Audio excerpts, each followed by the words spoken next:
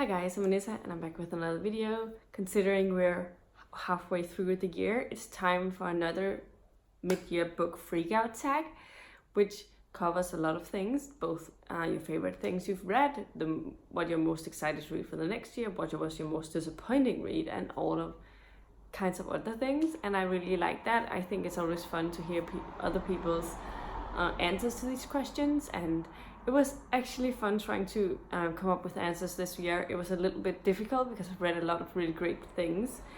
So yeah, let's get into the questions and my answers for these questions. So the first question is, which book has been your favorite so far this year?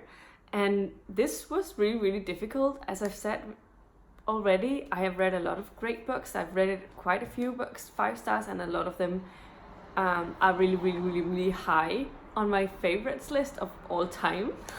So this was really difficult, but I have narrowed it down to 4. Maybe by the end of the year I'll be able to pinpoint maybe one of them out. I don't know if I'm gonna read anything that tops that, but we'll see.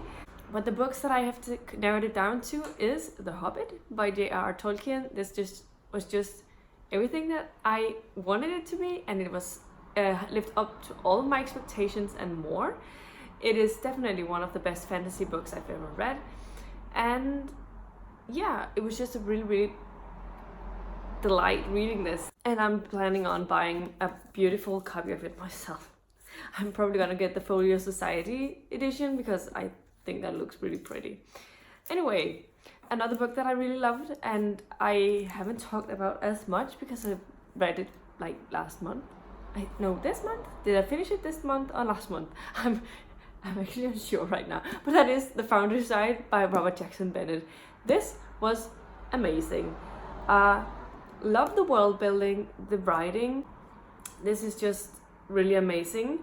And I mean, I did tab it quite a bit. I know I didn't tab as much towards the end, but that's just because when I'm really immersed in like a story, sometimes I forget to put tabs in.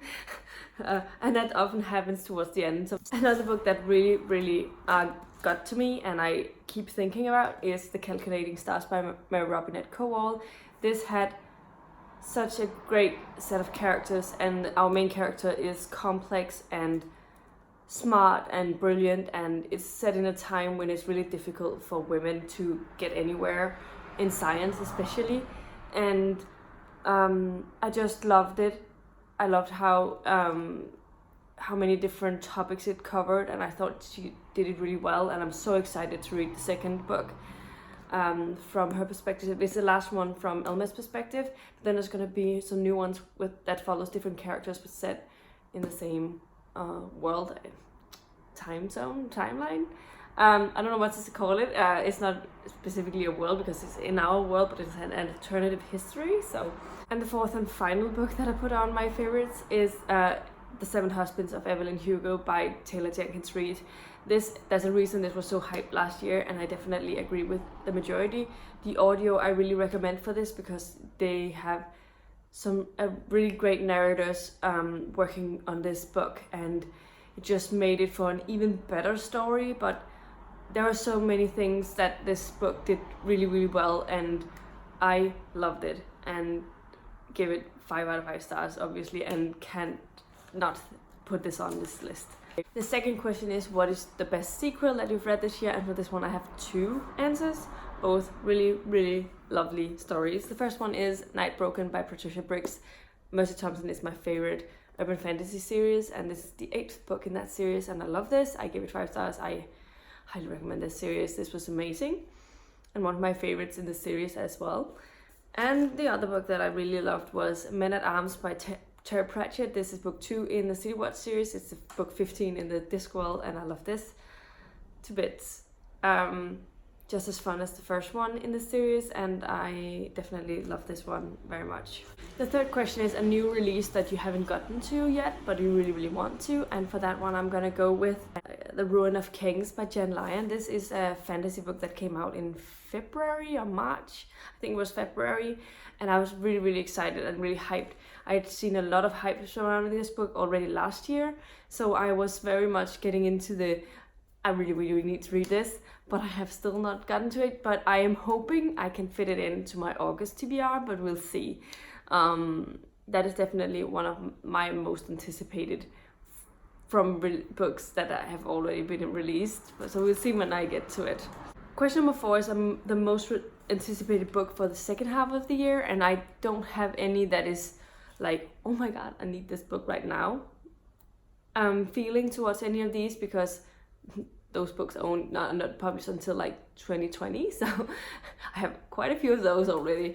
But the ones I thought about is Starsight by Brandon Sanderson. I really want to read the sequel to Skyward, which I really enjoyed. I gave it 4 stars.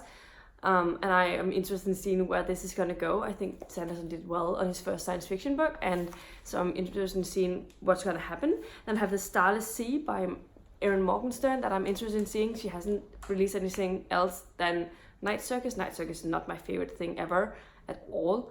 I had some problems with it, but I'm still interested in seeing what else she can release, and because it's so rare that she releases anything, I am quite excited to see what that is going to be.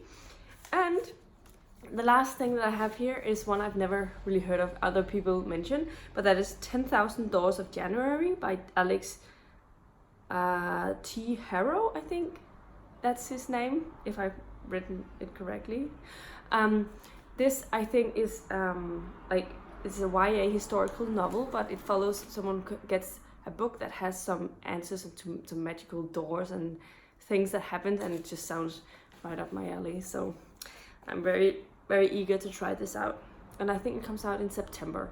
Question number 5 is the biggest disappointment of the year, and for me that's definitely going to be The Poppy War by R.F. Kuang, because least favorite can also be something else, but I was hoping I would really like this one because I've heard excellent things from a lot of people that I really trust. So I'd also seen a couple of negative reviews, but I was really hoping to really like it. So question number 6 is the biggest surprise, and that's definitely going to be It Ends With Us by Colleen Hoover. I have read 2 books by Colleen Hoover before, but I haven't read from her since 2015. So when I picked this up, I just expected a romance. I didn't expect a lot of it, but I read it because it was part of Lala's favorite thing, and I tried to read some of her books from that list that she has. And so I read this one and didn't know what I went into at all. It was a roller coaster of a ride, very emotional, but I ended up being really invested in this whole story as a whole, and I thought it wrapped up really well and gave it 5 stars. So I didn't expect to give this 5 stars at all. Not at all. I was actually afraid I was going to be hating it, because I know she has problematic elements in a lot of her books that I don't agree with, and this one had problematic elements in the fact that it was about abusive relationships, but by the end of it the whole story made sense, and it was I was just happy I read this, and even though it was a difficult read as well. Question number 7 is who is your favorite new author, and I have 2. I would say Robert Jackson Bennett for his world building, for his writing style in this.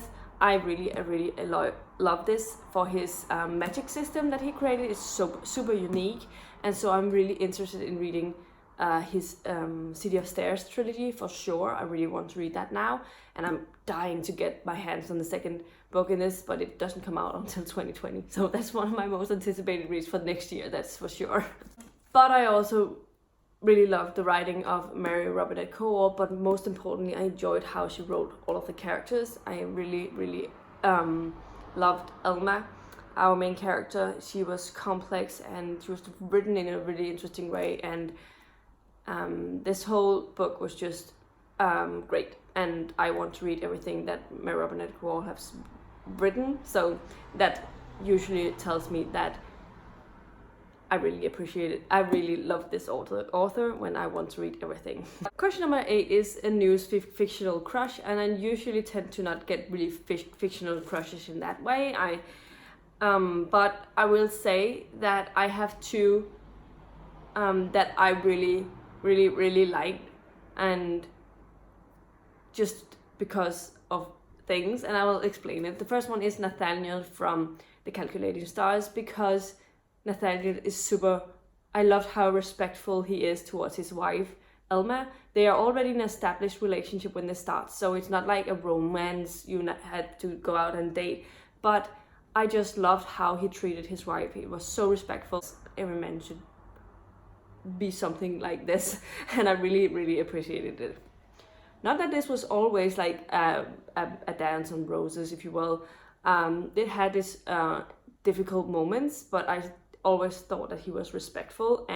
But another one that I also really enjoyed, very recently I read Hot in Hellcat Canyon by Julie Ann Long. I read it in the beginning of June actually, and I really, really liked John Tennessee McCord. I thought he was a pretty well written male protagonist, and I definitely liked him as a love interest, and I thought he was very high up on my favorite male characters, I guess. So that's why I put him under this category as well. And question number 9 is your favorite fictional characters. The first one of those is Elma from The Calculating Stars. I loved Elma.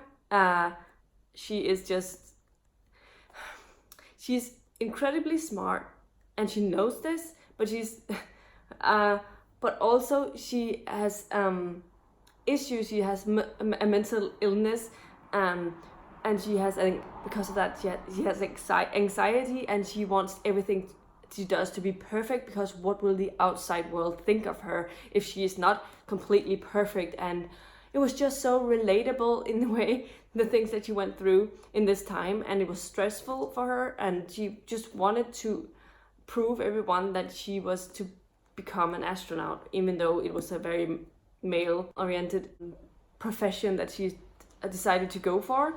And it was a really hard time getting anywhere, but I loved her. And even though, yeah, I just thought it was super real, and that she resonated with me in a way, and I can't wait to see how this story is gonna end up with her, for her. But I love this, and for so many reasons, so that's why it's been added so many times over this book. Cliff from The Foundry Side is one of the best things I've ever read. Cliff is an amazing character. I'm not gonna mention much about him because it will be spoilery. I think you should read this and discover him of your own. Yeah, just love this character very, very much. And finally, I loved Evelyn Hugo. She was just an amazing character. She, the way that she came around to her success, I like that she was just doing everything that she could do in order to get where she is. And I like that she wasn't apologetic about it. I like that she didn't care what the outside world thought about her ways of getting to places. And she was just so easy to fall in love with. And yeah, just loved Evelyn Hugo as a character. She was amazing, and she had to be on this list. Question number 10 is a book that made you cry. Usually I don't read a lot of books that made me cry, but this year I definitely have 2 that I remember I cried over.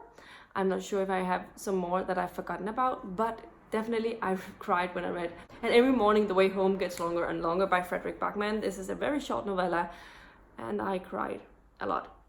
It's just a beautiful, beautiful story about a grandpa with Alzheimer's or dementia, and as his grandson, as they're having different talks, and the grandfather is forgetting more and more things, and the child is trying to come to terms with the fact that he's forgetting things, but he wants to still have these moments with his grandpa. And yeah, it's just really lovely and beautiful and heartbreaking at the same time, and I cried my eyes out.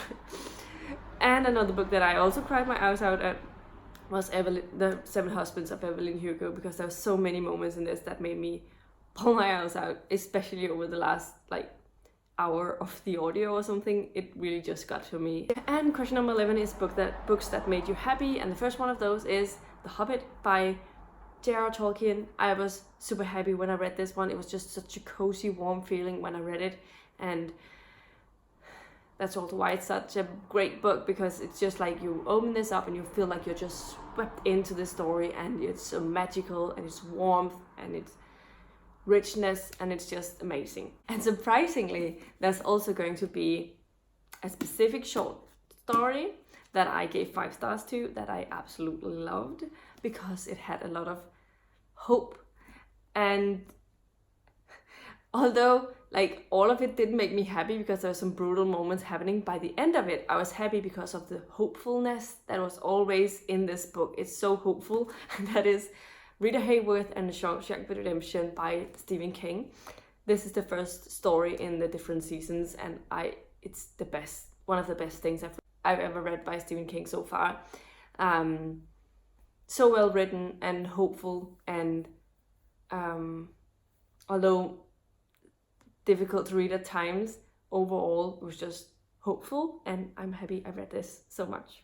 Question number 12 is the most beautiful book you've acquired this year, and it was actually really difficult for me to remember because I have a lot of my books that are wrapped, so I don't always remember how all of the covers looks. I had to think a little bit about the ones I have out so far, and I like the most is When the Sky Fell in Splendor by Emily Henry, and that is I just like the eeriness of this. Like, it has some Stranger Things vibes on the cover, and for me was something that really drew me in as well. Like the kids on bicycles here, and there's like an alien thing, we don't know what it is, and so I hope that sometime soon I will be able to pick this up and finish it, because I hope it's as good as it is on the outside. Question number 13, and the final question, is what books do you need to read by the end of this year? And basically my main focus is actually just read everything that I have on my Stacking the Series challenge, so that's quite a bit. I need to read I have about 4 books every month for this challenge that I need to read in order to meet all of my goals. So yeah, this is all I had for you today. This is the end of the mid-year book freakout tag. Let me know in the comments down below what your favorite book of the year has been so far. Also let me know if you have any disappointing books that you really found disappointing, because then I can consider if I want to avoid it if I haven't read it already. But yeah, also let me know in the comments down below if you agree with any of my thoughts. Any of the books that I've read on your lists as well. I'd always like to know that. And if you like the video, please give it a thumbs up, subscribe to my channel if you haven't already, and I'll see you in the next video very soon. Goodbye!